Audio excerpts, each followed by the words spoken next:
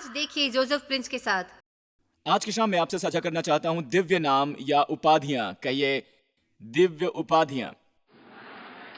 Alright, हमारे पास परमेश्वर के नाम है पुराने नियम में, और बेशक वो नाम जो यीशु प्रकट करने आए, आबा।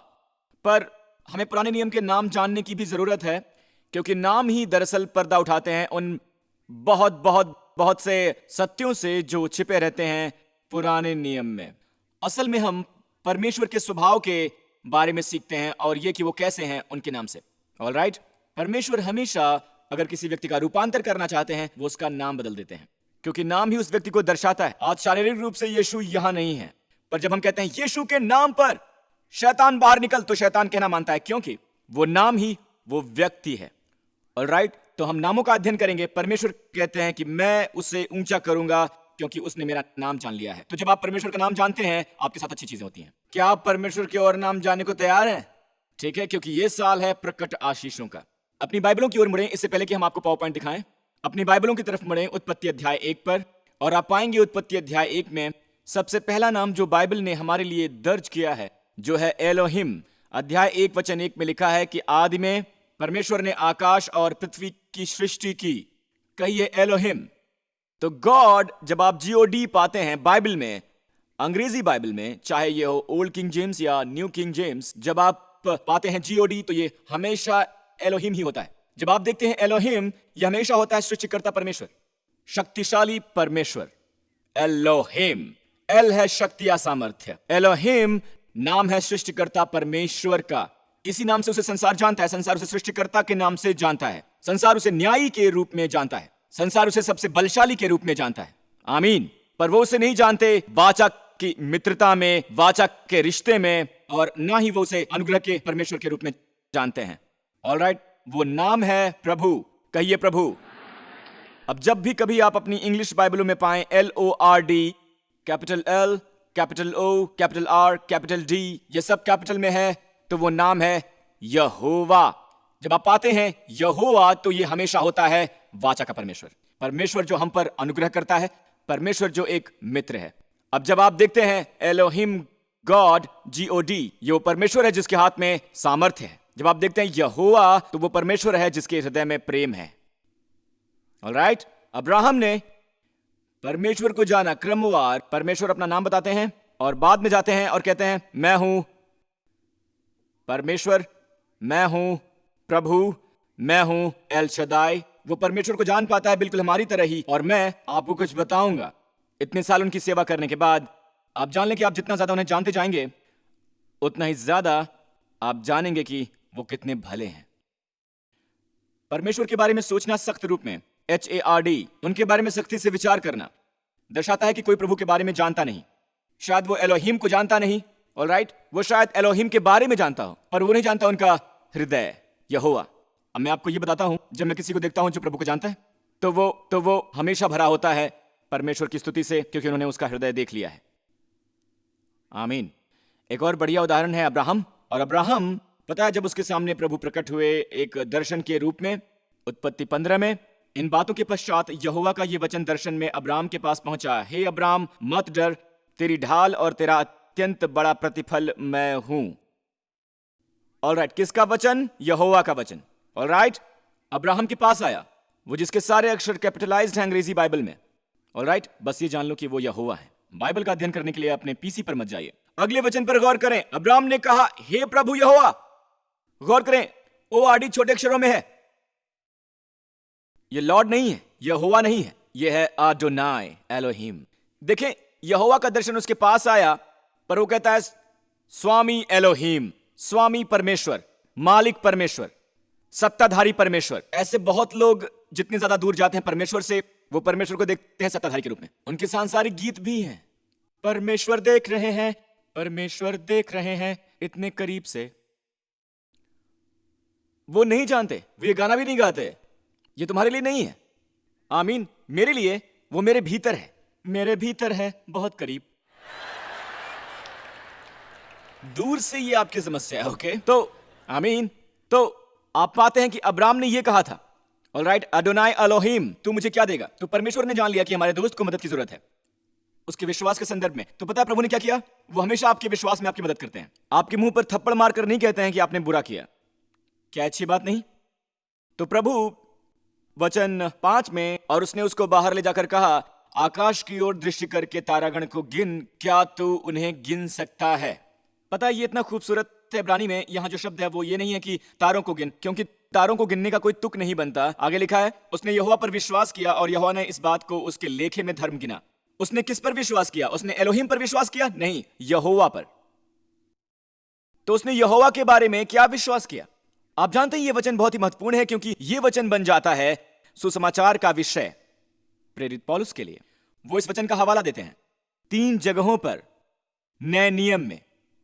राइट? उसने प्रभु पर विश्वास किया और परमेश्वर ने उसके खाते में धार्मिकता के रूप में गिना। अब अब्राहम ने क्या विश्वास किया यहोवा के बारे में?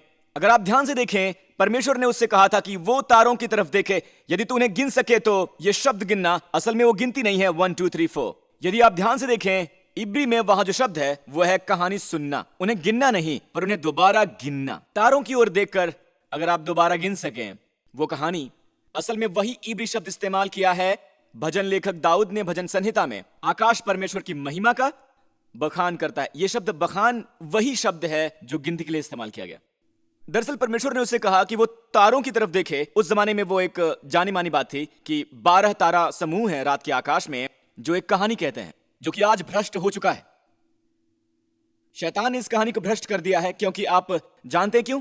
क्योंकि अब्राहम के पास बाइबल नहीं थी, तो वो सुसमाचार तारों में पढ़ते थे और वो यहोवा पर विश्वास करते थे, परमेश्वर के अनुग्रह पर। और परमेश्वर ने उसे धर्मी ठहराया, जैसे कि मुझे और आपको ठहराया जब हम सुसमाचार की कहानी ग्रहण करते हैं। आज हम तारों की तरफ नहीं देखते, हम देखते हैं बाइबल की तरफ। क्या मुझे अच्छी आमीन मिल सकती है? प्रभु की स्तुति हो। एक और वर्णन आप एक और चाहेंगे? ये वाला मुझे बहुत पसंद है।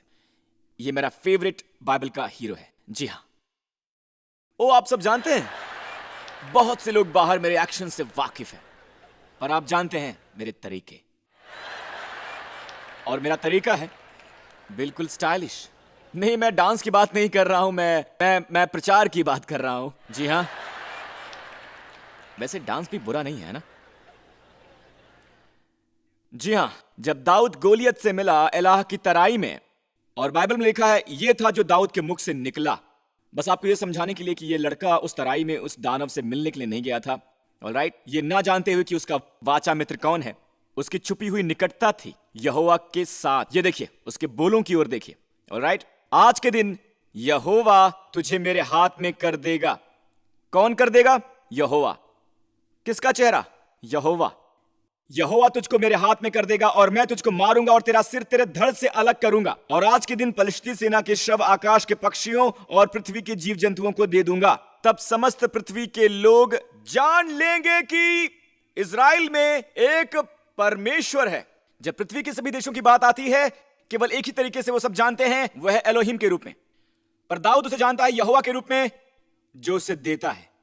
देश उसे जानते हैं इज़राइल के एलोहिम के रूप में। दाऊद उसे जानता है यहोवा के रूप में जो देता है उसके शत्रु को उसके हाथ में। हालेलुया। पता है, अगर कोई आम मरणासन व्यक्ति लिखे इस शास्त्र वचन को, तो वो सब मिला देंगे, वो उपाधियां, और इससे कोई फर्क नहीं पड़ता। यह है पवित्र आत्मा जो ध्यानपूर्वक रखता है ये सब बातें एक साथ। आपकी बाइबल दिव्य तरीके से लिखी गई हैं परमेश्वर की प्रेरणा से। क्या मुझे अच्छी आमीन मिल सकती है? देखते हैं अगला वचन। दाऊद कहता है कि और वो समस्त मंडली जान लेगी कि यहोवा तलवार या भाले के साथ जयवंत नहीं करता, इसलिए कि संग्राम तो यहोवा का है और वही तुम्हें हमारे हाथ में कर देगा। हमारे हाथ में। हालेलुया। संग्राम यहोवा का है। यहोवा का संग्राम है, यहोवा का, आपका नहीं बल्कि प्रभु का। दाऊद को उसका रहस्य मालूम था। जब वो इलाह के तराई में नीचे उतरा, उसे विश्वास था कि वो गोफन के पत्थर को कहीं भी फेंके, वो फिर भी उस दानव को ही लगेगा, क्योंकि संग्राम उसका नहीं है।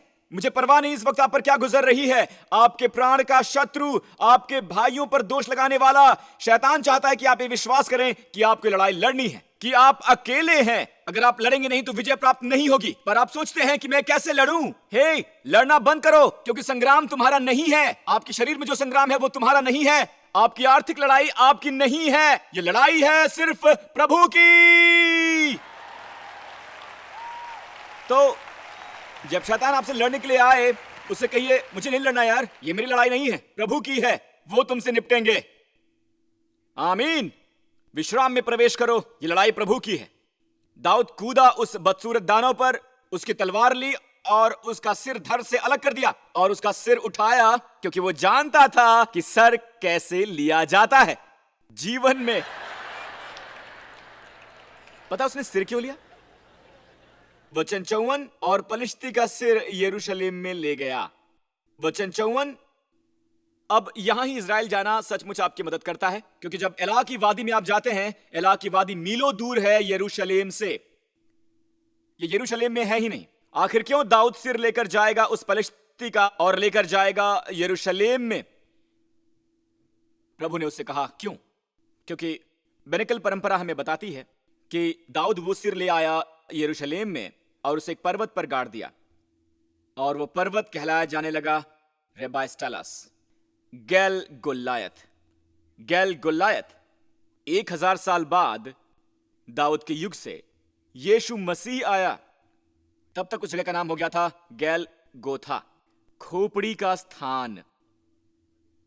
आमीन। क्योंकि यहां एक खूबसूरत संकेतात्मकता है। दाऊद का और अधिक महान पुत्र आएगा, वो दाऊद के वंश से था और वो हमारे लिए क्रूस पर मरेगा। और आप जानते हैं क्या? जब वो क्रूस पर मरे तो उन्होंने कुचल दिया उससे भी बड़े गोलियत को, शैतान को, अपने पांव तले। इस तरह परमेश्वर की पहली भविष्यवाणी जो कुंवारों को दी थी पूरी होती है। उस स्त्री को कि एक कुंवारी उत्पन्न करेगी एक चैंपियन का अंश जो सांप के फन को कुचल देगा। अब मैं आपको कुछ बहुत ही पावरफुल बताना चाहता हूं।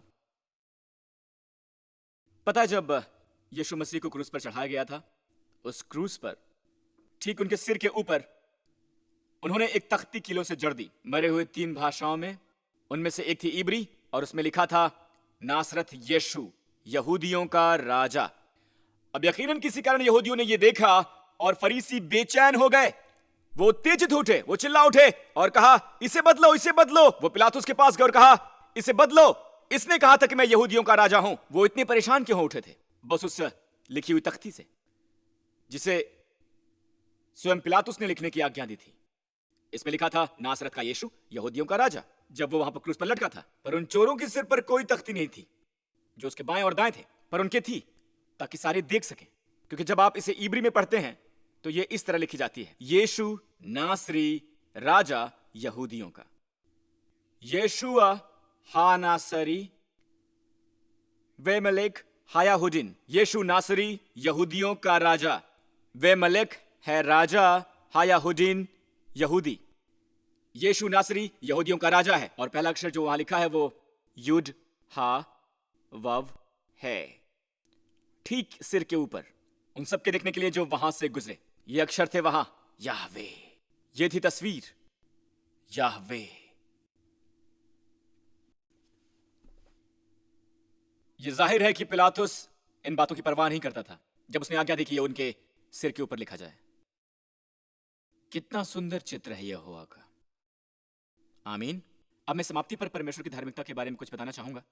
अब जानते हैं, हम कहते हैं कि मैं परमेश्वर की धार्मिकता हूं एक नई वाचा के कारण, पर क्या परमेश्वर की धार्मिकता के बारे में जानते हैं? पुराने नियम में ये डराने वाला है।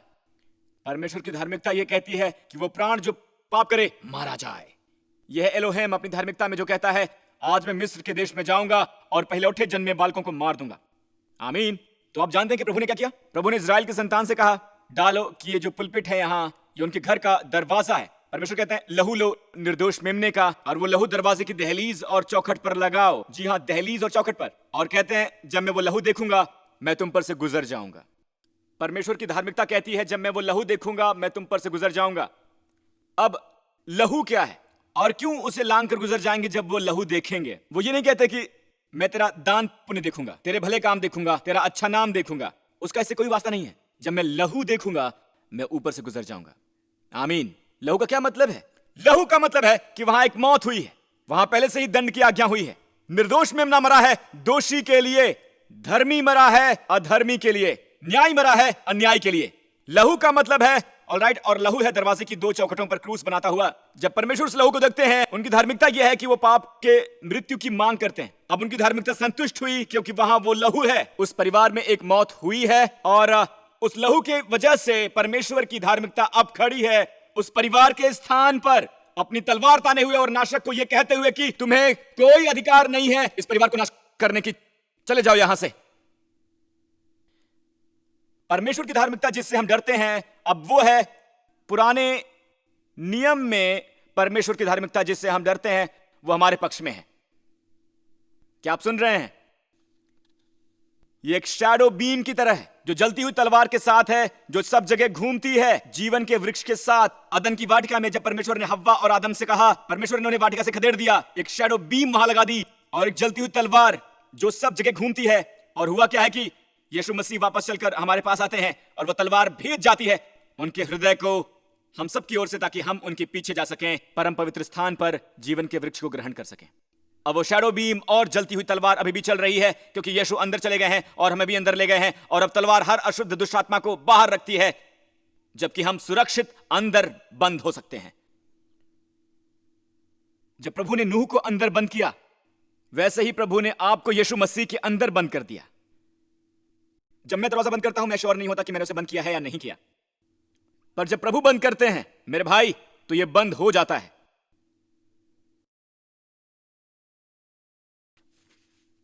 देखो, एलोहिम अपनी दंडाज्ञा के लिए यीशु मसीह क्रूस पर हैं, हमारे लिए बलिदान करते हुए।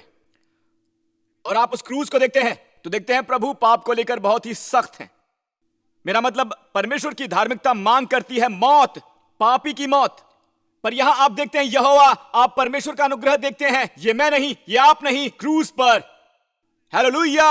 यह है यीशु मसीह जिसे परमेश्वर एलोहिम ने भेजा है ताकि परमेश्वर संसार से प्रेम कर सके। हालेलुया! और अब परमेश्वर की धार्मिकता जिसमें उड़ेला धार्मिक रोष और पवित्र क्रोध उस धर्मी के शरीर पर, यीशु पर, फिर वहां वो हमारे पाप उस पर लाए। यद्यपि वो धर्मी था, उसने दुख भोगा हमारे पापों के लिए, हमारे पापों के लिए उसने दुख भोगा। वो पापी बना, वो जिसमें कोई पाप नहीं था, धार्मिकता नहीं थी, वो धर्मी बना परमेश्वर की नजर में। उसने कोई पाप नहीं किया, हमने कोई धार्मिकता नहीं की, वो पाप बना, हम धर्मी बन गए। वो हमारे रूप में मरे ताकि हम उसके रूप में आ सकें, पिता के दाहिनी हाथ पर। आमीन। और फिर वो चिल्लाया, मेरे परमेश्वर, तूने मुझे क्यों छोड़ दिया? इलाई, इलाई। पहली बार यीशु ने अपने पिता से यह कहा। हमेशा कहता था अभी मेरे पिता, लेकिन पहली बार था जब उसने कहा इलाई। क्यों? क्रूस पर परमेश्वर ने अपनी पीठ मोड़ ली। अब वो उसका पिता नहीं है जो निपट रहा है, वो था एलोहिम, वो परमेश्वर जो पाप बलि से निपट रहा है। असल में हम चिल्ला सकते हैं, अब्बा अब्बा, आपने मुझे क्यों आशीषित किया? परमेश्वर ने क्रूस पर यीशु से पीठ मोड़ लिया जब वो पाप बलि बना। ध्यान रखें, परमेश्वर के बुरे पहलू हैं अंधकार, शाप, दंड की आज्ञा।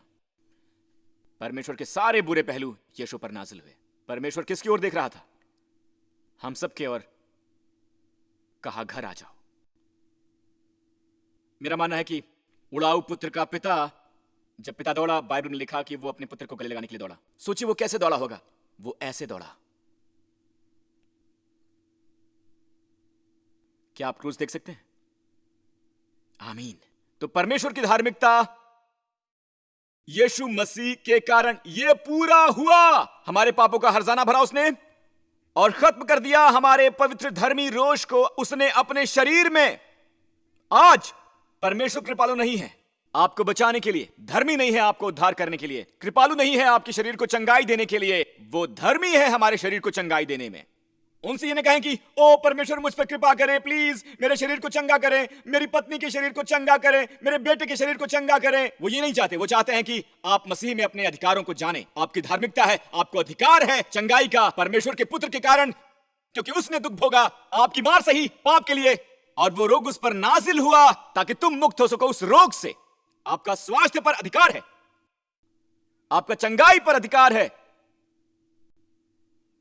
और मैं आपको बता रहा हूं कि यह संसार, तब से जब से आदम का पतन हुआ है, यह संसार इतना टेढ़ा हो गया कि बीमारियां छूत की हैं, स्वास्थ्य नहीं है। जब लोग छींकते हैं, दूर रहो दूर रहो दूर रहो, शायद ये सार्स हो, शायद ये बर्ड फ्लू हो। आप सेहत ट्रांसफर नहीं कर सकते, पर आप बीमारी ट्रांसफर कर सकते हैं। ये नॉर्मल संसार जिसमें आप जीते हैं, पर वहां एक आया, एक अलग ही दुनिया से, यीशु मसीह। और आप जानते हैं क्या, वो कभी बीमार नहीं हुआ। वो जहां कहीं भी गया, अगर लोगों ने उसके अंगरखे को भी छुआ तो उनका स्वास्थ्य ट्रांसफर हुआ उसमें। उनका स्वास्थ्य छूत का था। वो एक बिल्कुल नई दुनिया लेकर आए हमारे लिए और कलीसिया के लिए। और क्रूज पर वो बीमार हुए ताकि आप और मैं वो पा सकें जो वो हैं।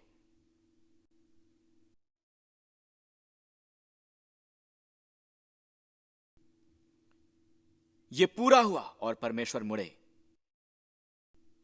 उन्होंने पर्दा फाड़ा और कहा कि तुम्हें अच्छे जीवन का अधिकार है, घर आ जाओ।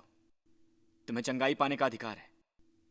तुम्हें अधिकार है अपने मन में शांति पाने का, जीवन में संतुलन और आत्मविश्वास का। तुम्हें अधिकार है अच्छी चीजों का। तुम्हें अधिकार है अपनी आशाओं को ऊंचा उठाने का। तुम्हें अधिकार है बहुतायत के जीवन का। Welcome home.